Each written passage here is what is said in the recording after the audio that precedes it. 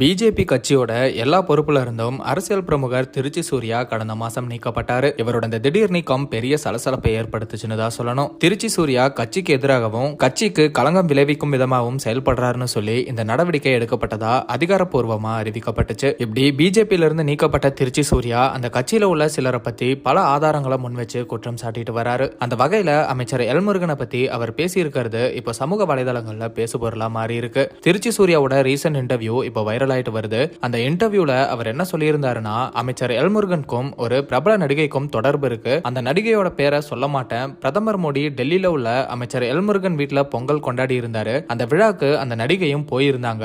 கட்சியோட எந்த தொடர்புமே இல்லாத அந்த நடிகை எதுக்கு அந்த விழாக்கு போகணும்? எங்க பார்த்தாலும் அவங்க தான் இருக்காங்க அப்படின்னு எல்முருகனை பத்தி பல அதிர்ச்சி தகவலை சொல்லி இருக்காரு. இந்த செய்தி வெளியானதுல இருந்தே திருச்சி சூர்யா சொல்ற நடிகை மீனாதான்னு பலருமே பேசிட்டு வராங்க. நுரையீரல் தொற்று காரணமா அவங்களோட கணவர் வித்யாசாகர்